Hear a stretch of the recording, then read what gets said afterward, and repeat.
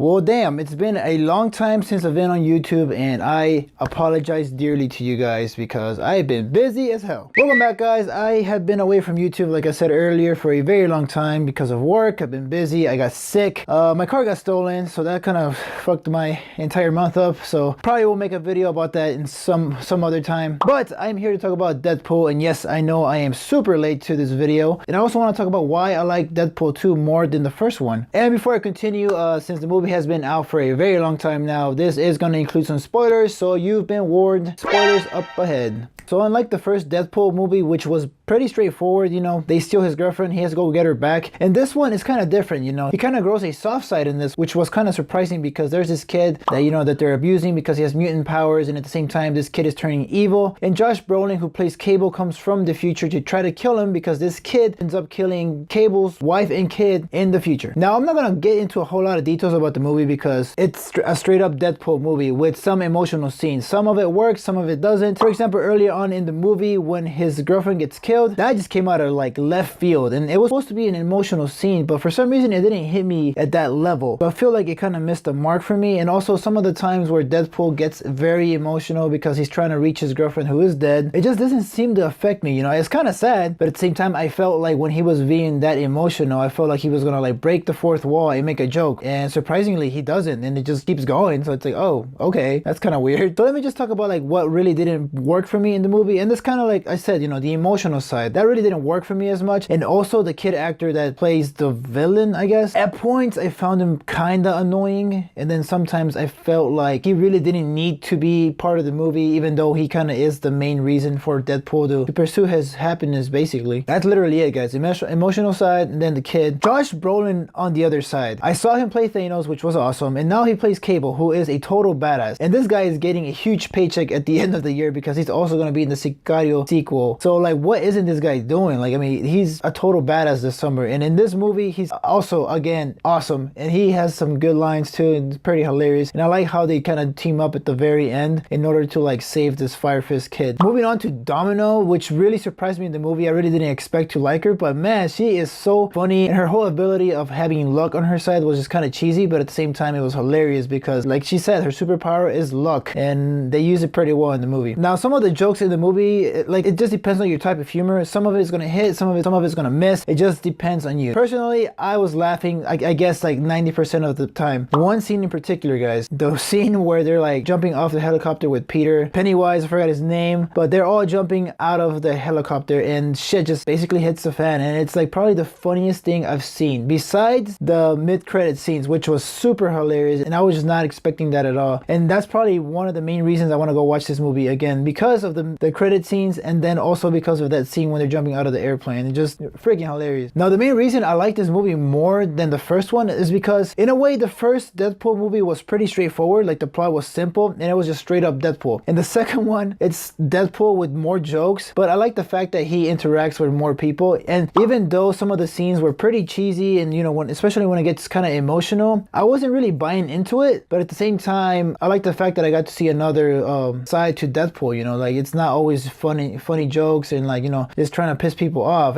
You know, this guy is actually human, and, you know, I kind of like that about him. So with that said, guys, those are my honest thoughts on this movie. That's my super late review, like the title says. I want to give Deadpool 2 a 4.4 out of 5.